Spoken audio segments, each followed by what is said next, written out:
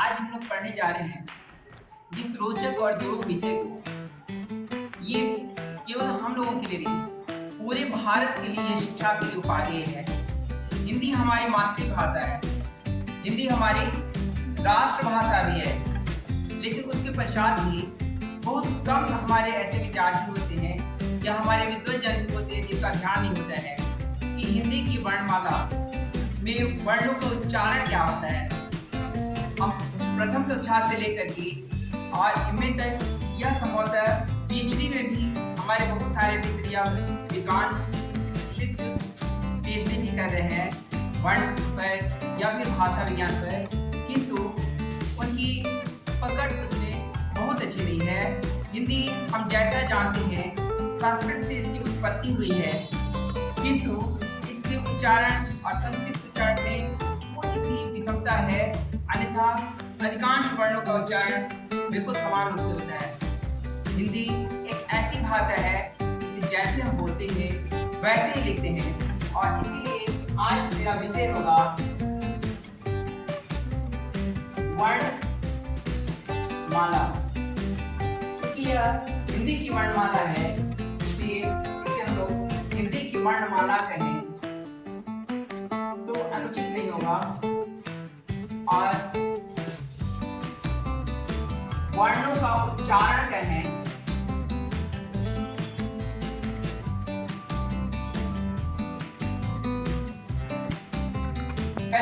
तो यह भी अनुचित नहीं होगा।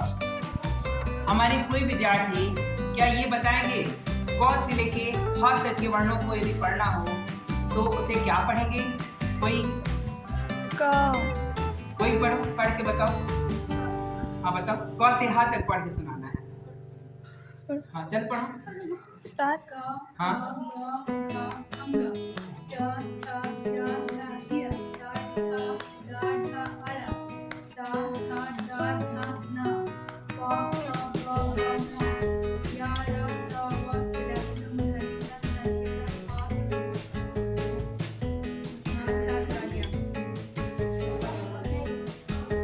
अभी हमने कहा क से ह तक का उच्चारण करने के लिए, और आपने सुना इनमें उच्चारण वर्णों के उच्चारण में मेरे अनुसार कम से कम 9 स्थानों पर गलतियां हुई हैं। गलतियां क्या हैं और कैसे गलती हुई है, इसका सुधार हम कैसे कर सकते हैं, वो मैं अभी आपके सामने प्रस्तुत करूंगा। मैंने वर्णों को लिखा क ख ग घ।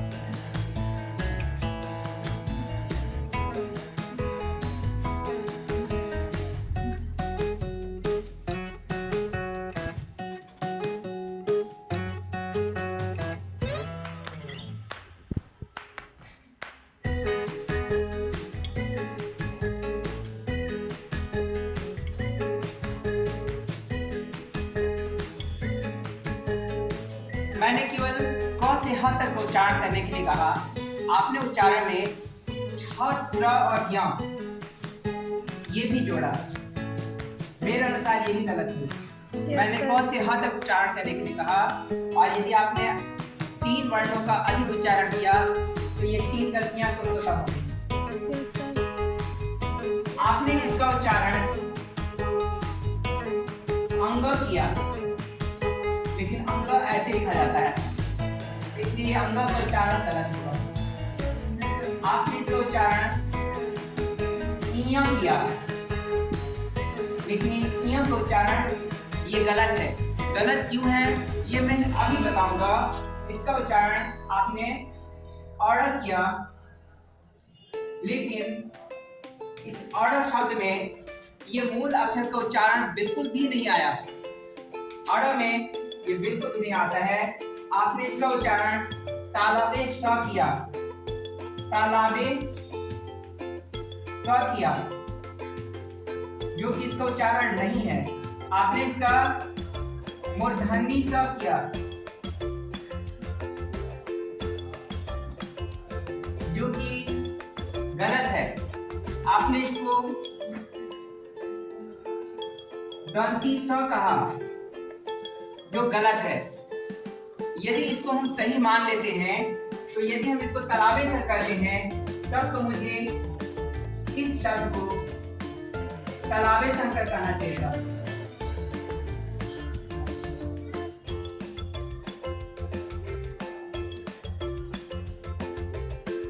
जो कि पूर्णतः गलत होगा।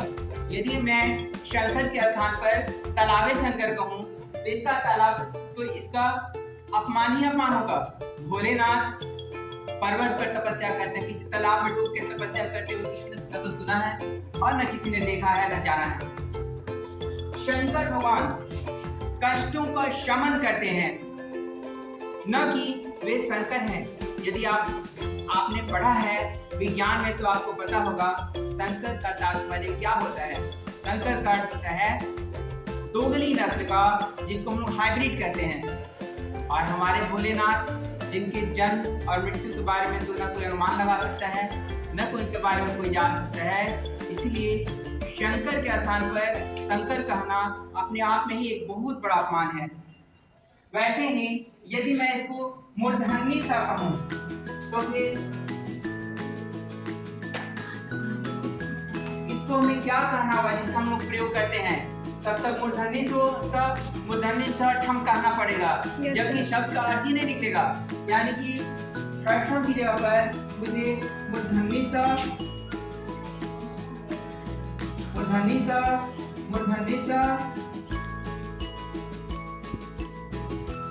ठम कहना होगा, जिससे अर्थ का उच्चारण नहीं किया सकता। और ये निश्चित रूप से ठम के लिए मूर्धन्य स ठम का है तो अर्थ नहीं निकल पाएगा। वैसे हमने देखा कि वर्णों के उच्चारण में एक मात्रा का समय लगता है और केवल एक वर्ण का उच्चारण करते हैं। हिंदी भाषा में एक वर्ण के उच्चारण के लिए केवल एक मात्रा का समय दिया जाता है। यदि वो ह्रस्व वर्ण है, ह्रस्व स्वर वर्ण से युक्त है तो उसके उच्चारण में केवल एक मात्रा का समय लगता है। यदि वो संयुक्ताक्षर नहीं है तब क में एक मात्रा का समय लगता है, ख में लगता है, ग में लगता है, ध में लगता है। तो फिर इस वर्ण में अंग करने पर 3 मात्रा का समय क्यों लगेगा? 3 अक्षरों को 3 वर्णों को पढ़ने के बराबर समय हम क्यों दे सकते हैं? इसमें भी 1 मात्रा का समय लगना होगा। और मंगण नासिका च सूत्र के अनुसार य मंगण और न वर्णों का उच्चारण स्थान नासिका भी है और इस कारण इसका उच्चारण अंग नहीं होकर के केवल न ही होगा। इसे हम लोग क्या बोलेंगे? न बोलेंगे। न ग ख ग घ न बोलेंगे इसको। यदि कोई इसको अंग कहता है तब वो उच्चारण गलत होगा। उसी प्रकार हम इसका उच्चारण करते हैं ज छ ज झ और इसको आपने बताया इया, जो कि गलत होगा। इया में 2 मात्रा का समय लगता है, जबकि ये य वर्ण है य। और जैसे हम लोग ककारा में कका की को कलका पढ़ते हैं, वैसे हम 9 वर्ण का भी यदि वर्णमाला पढ़ें, उसका 12 खड़ी और 13 खड़ी पढ़ें तो हम इसके लिए पढ़ेंगे गंगा गिंगी गुंगू मरी गेंगा गोंगो गंगा। और ये इसका सही उच्चारण होगा। मैं ये कॉपी लिए पढ़ूं खगा की कुकु क्री खीका को खो गंगा, वैसे ही ग का भी उच्चारण होगा गंगा गिंगी गुंगू मरी गेंगा गोंगो गंगा। और वैसे ही जब कि हम लोग 13 खड़ी का उच्चारण करें तो हमारा उच्चारण होगा चचा चिची चूचू चिरी चीचा चोचो चंचल। और यदि उसी तरह से इस 5वें वर्ण य का उच्चारण करें तो इसका उच्चारण होगा यन्या यन्ये युयु यरी यन्ये ययो यन्या। और ये इसका सही उच्चारण होगा। य को यदि मैं य कहता हूँ तो कदापि इसका उच्चारण न तो संभव है और नहीं वर्ण के अनुरूप होगा। वैसे ही मैं ट की बात करते हैं में भी ट ठ ढ और ण होता है। जैसे ण अक्षर को मैं यदि अड़ पढ़ूं तो इस वर्ण का अपमान होगा, क्योंकि ण अक्षर में अनुनासिक वर्ण है जिसमें नासिका का भी प्रयोग होता है। लेकिन यदि आप उच्चारण करने का अभ्यास करेंगे तो अड़ शब्द में कहीं से भी कोई अनुनासिक वर्ण आता ही नहीं है। अनुनासिक वर्णों की एक सामान्य सी पहचान है, यदि मैं नाक दबाकर बोलूं तो हमारे नाक पर बल लगेगा और इसका उच्चारण नहीं किया जा सकता है। लगेगा कि हमारा नाक मानो ब्लास्ट कर जाएगा। मैं उच्चारण करके बताता हूँ। मैं बोलूंगा क नाक दबा के बोल सकते हैं, ख नाक दबा के बोल सकते हैं, ग नाक दबा के बोल सकते हैं, घ भी नाक दबा के बोला जा सकता है। लेकिन म को यदि नाक दबा के बोलेंगे तो उच्चारण परिवर्तित हो जाएगा और नाक पर कितनी वायु का प्रहार होगा, लगेगा कि नाक जो फट जाएगा। यू कैन सी मी, आप मुझे देख सकते हैं। हाँ हाँ बोलने में जब मैं हाँ बोलूंगा और मैं हाँ बोलते समय नाक दबा लूं तो मेरे नाकों पर बल लगता है, मेरे नाक पे बल लगता है। और इसी तरह से ङ, या, ण, न और म, इन सारे वर्णों को यदि नाक से दबाकर बोला जाए तो वर्ण के उच्चारण में अंतर आता है। जब किसी वर्ण को हम उच्चारण करें तो इसमें नाक के दबाने से और नहीं दबाने से इसमें कोई अंतर नहीं पड़ता है। और इसीलिए मैंने कहा कि क से लेकर ह तक के वर्णों के उच्चारण में लोग कम से कम 6 गलतियां कर जाते हैं और औसतन लोग 9 गलती करते हैं, क्योंकि क से ह तक सुनाना है और वे छात्र ज्ञान भी सुना देते हैं। तो इस तरह से मैं क से लेके और ह तक आपको उच्चारण करके बताऊंगा, कृपया इसे ध्यान दिया जाए। क, ख, ग, घ, ङ, च, छ, ज, झ, ञ, ट, ठ, ड, ढ, ण, ट, थ, द, ध, न, प, फ, ब, भ, म, य, र, ल, व, श, प्र, स और ह। ये कुल कितने वर्ण हुए? 25 और 8 33 वर्ण हिंदी वर्ण व्यंजन की वर्णमाला में आते हैं, जिनका उच्चारण केवल इसी प्रकार किया जाएगा। मैं आपसे रिक्वेस्ट करूंगा आप सभी मेरे साथ अनुकरण करें ताकि आपका ही वर्ण बोलने का अभ्यास हो जाए। आप सभी मेरे साथ बोलेंगे, एक बार मैं बोलूंगा और आप उसको अनुकरण करके दिखाएं, ठीक है? करो तैयार है? Yes sir.